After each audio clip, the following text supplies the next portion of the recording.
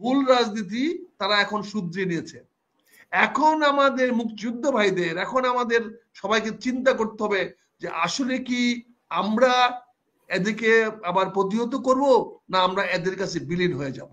বলে ফেলেছে যে উনি দেখতেছে যে হ্যাঁ তাই তো, এই জামাতের বিরোধিতার কারণে তো আমাদের যুদ্ধ করতে হয়েছিল, জামাত বিরোধিতা করছিল বলেই তো মুক্তিযুদ্ধে অগণিত মানুষ শহীদ হয়েছিল, ওরা করেছিল বলেই তো আজকে রাজবাজারে বৌদ্ধভূমি বানাতে হয়েছিল। এটা কার ভুল রাজনীতি ছিল? এটা ছিল জামাতের বিরোধী রাজনীতি। আওয়ামী লীগ পরবর্তীতে, আওয়ামী লীগ ভুল করেছে কখন? আওয়ামী লীগ দুইবার ভুল করেছে, দুইবারই তারা খেসারত দিয়েছে। ৭২ থেকে ৭৫ তারা ভুল করেছে, সেই খেসারত বঙ্গবন্ধু তার নিজের জীবন দিয়ে দিয়ে গেছে, তার পরিবার সহ দিয়ে গেছে। উত্তর তো সিম্পল, উত্তর তো সিম্পল, যে পুলিশ কি কোনো অবৈধ কাজ করতে পারে? পুলিশ যদি কোনো আইন অমান্য কেউ করে তার উপর অ্যাকশন নিতে পারে। এখানে তো মামুন সাহেব পরিষ্কার বলে দিলেন যে আওয়ামী লীগকে নিষিদ্ধ করা হয় নাই এবং নিষিদ্ধ কোন রাজনৈতিক দল না, ফলে গণতান্ত্রিক অধিকার তার মিছিল করার অধিকার আছে। সেখানে স্বরাষ্ট্রমন্ত্রী যে কথাটা উনি বললেন, মামুন সাহেব আমি একমত, উনি জনগণকে দাবি করতে পারতো যে আমরা কি করব, আমরা তো আইন করে বন্ধ করতে পারতেছি না, আইন করতে পারতেছি না, কিন্তু আপনারা কি চান মিছিল হোক বা না হোক, জনগণের কাছে যান, জনগণের কাছ থেকে জবাব নেন, ক্ষমতা উচ্চ তো জনগণ আমরা মনে করি, সেখানে নেন। কাজে এখানে আমি মনে হয় যে আমার আর এড করার কিছু নাই, আমি 100% একমত মামুন সাহেবের সঙ্গে। দ্বিতীয় প্রশ্ন যেটা আপনি করেছেন, এটার জন্য আমি অত্যন্ত আন্তরিক ধন্যবাদ জানাই শারমিন মুর্শিদকে, অত্যন্ত আন্তরিক ধন্যবাদ জানাই। কারণ উনি কি বলেছেন, ৭১-এ ভুল রাজনীতি করেছিল বলেই ২৪-এর আন্দোলন রাজনীতি করতে হয়েছে। অবশ্যই জামাত সেদিন ভুল করেছিল বলেই তো আজকে ২৪-এর আন্দোলনে তারা দাবিদার। ২৪-এর আন্দোলনের তারপরে ছাত্র কি বলে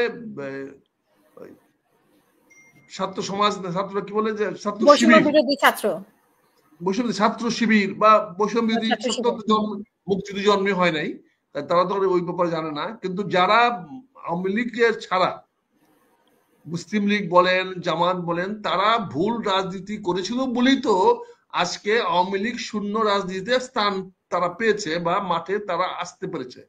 এটা শারমিন সুলতানা তো ধন্যবাদ জানান যে জামাতকে উপর এত বড় একটা কথা উনি বলতে পেরেছেন। বাংলাদেশে সরকারের থেকে জামাতের বিরুদ্ধে এত শক্ত কথা কেউ বলতে পারে নাই।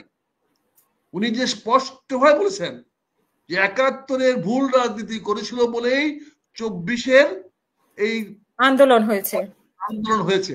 তো ২৪-এ আন্দোলন তো মুক্তিযোদ্ধারা করে নাই, ২৪-এ আন্দোলন তো স্বাধীনতা বিরোধীরা করেছিল। এটা তো মামুন সাহেবের সঙ্গে আমাদের প্রচন্ড তর্ক হয়েছে এ ব্যাপারে, আমরা বারবার বলেছি এরা স্বাধীনতা বিরোধীরা করেছিল। শারমিন আক্তার সেই কথাটি আজকে প্রকাশ করলো যে স্বাধীনতা বিরোধীরা এই আন্দোলন করেছিল, তারা ২৪-এ সফল হয়েছে, তাদের যে ভুল রাজনীতি করেছিল সেই ভুল রাজনীতি তারা এখন শুধরিয়ে নিয়েছে। এখন আমাদের মুক্তিযুদ্ধ ভাইদের, এখন আমাদের সবাইকে চিন্তা করতে হবে যে আসলে কি আমরা এদেরকে আবার প্রতিহত করব, না আমরা এদের কাছে বিলীন হয়ে যাব। তো আমি মনে করি, আমি একজন ক্ষুদ্র মুক্তিযুদ্ধ হিসেবে আমি একজন মাহবুবাকে বলতে চাই, জেনারেল খালেদ মোশাররফ বিশাল মানুষ, বিশাল বড় মুক্তিযোদ্ধা, ওনার একটা পায়ের লোবের সমান আমি না, একটা নখের সমান আমি না। উনি যে কত বড় মুক্তিযোদ্ধা, কত বড় মাপের মুক্তিযোদ্ধা, কত সাহসী মুক্তিযোদ্ধা, এর উদাহরণ একমাত্র তিনি যে যুদ্ধ করেছেন মুক্তিযুদ্ধে, তিনি যেভাবে ওই সেক্টরে যুদ্ধ করেছেন, এই ঢাকা মহানগরে যেভাবে যুদ্ধ চালিয়েছেন। খালেদ মোশাররফ সাহেব মাথায় গুলি খেয়েছিল না যুদ্ধের সময়? উনি স্প্লিন্টার লাগছিল, আর্টিলারি স্প্লিন্টার, উনি ফ্রন্ট লাইনে ছিলেন। তো উনি একজন বিশাল মুক্তিযোদ্ধা, বিশাল। আমি বিনয়ের সঙ্গে বলবো ভাই, ওনার সঙ্গে আমাকে তুলনা করেন না, আমার তুলনা করার বক্তব্যটা আপনি একটু পরিহার করবেন, কারণ আমি ওনার নখের সমানও না। উনি বিশাল বিশাল একজন মুক্তিযোদ্ধা, বিশাল বড় মুক্তিযোদ্ধা এবং সাহসী মুক্তিযোদ্ধা, এবং এই দেশের মুক্তিযুদ্ধদের প্রথম সারির একজন। কাজেই আজকে যারা আমরা মুক্তিযুদ্ধ, আজকে আমাদের চিন্তা করতে হবে, আমাদের রাজনীতি ৭১ রাজনীতি ভুল ছিল না, আমাদের রাজনীতি তো ২৪ সনে এসে ভুল হয়েছে। আওয়ামী লীগ ভুল করেছে, এর দায় দায়িত্ব আমাদেরকে নিতে হচ্ছে, মুক্তিযুদ্ধকে নিতে হচ্ছে, এর দায় দায়িত্ব আজকে বিএনপি নিতে হচ্ছে। আজকে তো কথা ছিল বিএনপি ক্ষমতায় আসবে, আচ্ছা, তো কথা ছিল আওয়ামী লীগ ক্ষমতাচ্যুত হলে হয় সেনাবাহিনী ক্ষমতা নিবে, না হলে বিএনপি ক্ষমতা নিবে। সে কিন্তু জামাত ক্ষমতা নেওয়ার কথা ছিল না। কিন্তু আজকে কে নিয়েছে ক্ষমতায়? দেখেন, ছাত্র শিবির নিয়েছে। কোন ছেলেটা বৈষম্য ছাত্র যারা আন্দোলন করে তার ছাত্র শিবিরের লোক না? দেখেন। আর এখন তো বৈষম্য ছাত্র আন্দোলন নাই, তারা তো রাজনীতি দল করে ফেলেছে, তাদের তো পরিচয় করেছে। কাজে শারমিন মুর্শেদ যে কথাগুলো বলেছেন, অনেক সময় হয় কি, সরকারি রেশন খাইলে সত্য বেরিয়ে আসে। ফুটিকা খাইছিল, হয়তো সত্যটা বেরিয়ে আসছে। উনি হয়তো মানে সত্য কথাটা বলে ফেলেছে, যে উনি দেখতেছে যে হ্যাঁ তাই তো, এই জামাতের বিরোধিতার কারণে তো আমাদের যুদ্ধ করতে হয়েছিল। জামাত বিরোধিতা করছিল বলেই তো মুক্তিযুদ্ধে অগণিত মানুষ শহীদ হয়েছিল। ওরা করেছিল বলেই তো আজকে রাজবাজারে বৌদ্ধভূমি বানাতে হয়েছিল। এটা কার ভুল রাজনীতি ছিল? এটা ছিল জামাতের বিরোধী রাজনীতি, এবং শারমিন জামাতকে সেই কথাটা বলেছে। আমি আশা করবো জামাত, উনি যেটা বলেছে 1971 সালে মুক্তিযুদ্ধের মাধ্যমে এদের স্বাধীন হলো, কিন্তু এরপরে বীর মুক্তিযোদ্ধাদের আমরা কাজে লাগাতে পারিনি, তাদের সুস্থ করতে পারিনি। মুক্তিযোদ্ধাদের খালি হাতে খালি পায়ে গ্রামে ফিরে যেতে হয়েছে। দেশটি আরো 50 বছর গড়ে উঠলো না। গণতন্ত্র, সাম্য, সমাজতন্ত্র এবং ন্যায় বিচার সবই আড়ালে থেকে গেল। এই জন্যই 24-এর ঘটনা। এটা তো 71 উত্তর, এটা তো 71 উত্তর ঘটনা। তাহলে উনি 71-এর রাজনীতি বললো। হ্যাঁ, 71 উত্তর রাজনীতি, 71 রাজনীতি না। 71 রাজনীতি ছিল পাকিস্তানের রাজনীতি। 71 রাজনীতি আর 71 উত্তর রাজনীতি এক না। বাংলাদেশের রাজনীতি তো বাংলাদেশের রাজনীতি। বাংলাদেশের রাজনীতি এখন উন্নতি হয়েছে বলে তো শারমিন ম্যাডাম সাহেবরা বড় বড় অফিসে বসতে পারতেছেন। এই অফিসগুলো পাকিস্তানের বানিয়ে দিয়ে যায় নাই। এই দপ্তরগুলো, এই অবস্থাগুলো আজকের অর্থনৈতিক অবস্থায় নিয়ে আসতে পারে নাই। আজকে বাংলাদেশে ওনার হাজার হাজার কোটি টাকার বাজেট পাস করে ফেলেন, এক পাস করে ফেলেন। ওই টাকাগুলো কোথেকে আনলেন? কে দিয়ে গেল টাকাগুলা? কোথায় ছিল টাকাগুলা? এখানে তো বাংলাদেশ ব্যাংকে 1 টাকাও ছিল না 72 সনে। 16ই ডিসেম্বরে বাংলাদেশ ব্যাংকে কোনো টাকা পাওয়া যায় নাই। কিন্তু 24-এ তো বাংলাদেশ ব্যাংকের টাকার কোনো অভাব ছিল না, এখনো নাই। কাজেই শারমিন যে কথাটা বলেছে, সেই কথাটাকে অন্যদিকে আপনি নিয়ে যান না। শারমিন আওয়ামী লীগের ভুল রাজনীতির কারণে অবশ্যই আওয়ামী লীগের ভুল করেছে। আওয়ামী লীগ পরবর্তীতে আওয়ামী লীগ ভুল করেছে কখন? আওয়ামী লীগ 2বার ভুল করেছে, 2বারই তারা খেসারত দিয়েছে। 72 থেকে 75-এ তারা ভুল করেছে, সেই খেসারত বঙ্গবন্ধু তার নিজের জীবন দিয়ে গেছে, তার পরিবার সহ দিয়ে গেছে। আবার তারা ভুল করেছে 1981 সন থেকে 2008 সন থেকে 2008 সন থেকে আওয়ামী লীগ দিয়েছে। সেই ক্ষেত্রে আওয়ামী লীগ দিচ্ছে, জাতীয় দিবে কেন? আর ইনি তো ক্ষমতায় আসতে পারছেন, বসতে পারছেন যেহেতু আওয়ামী লীগ ভুল করেছে।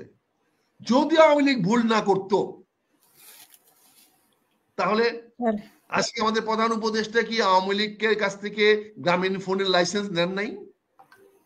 উনি কি আওয়ামী লীগের সরকারের কাছে গিয়ে বলেন নাই গ্রামীণ ফোনটা করে দেন? নেন নাই। গ্রামীণ রেজিস্ট্রেশন কি নেন নাই?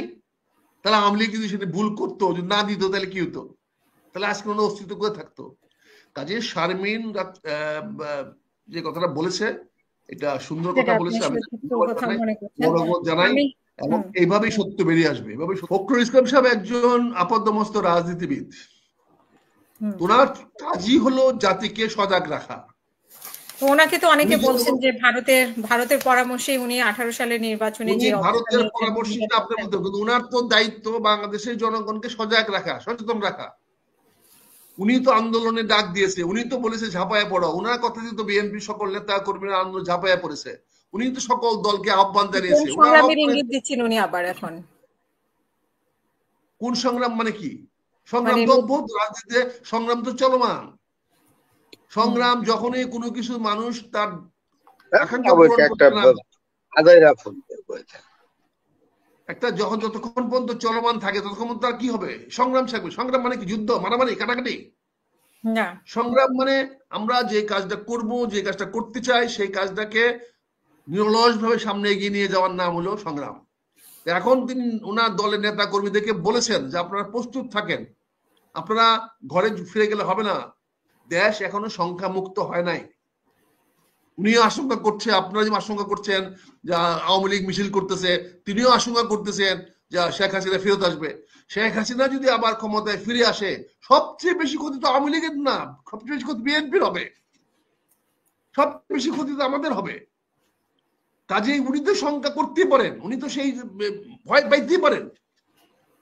উনি যদি কোনো ধারণা পেয়ে থাকেন, ভারতের কথা বলে বুঝতে পারেন যে হ্যাঁ ভারত সিরিয়াস, শেখ হাসিনাকে পুনর্বাসিত করবে, তাহলে তিনি তো সংখ্যা প্রকাশ করতেই পারেন।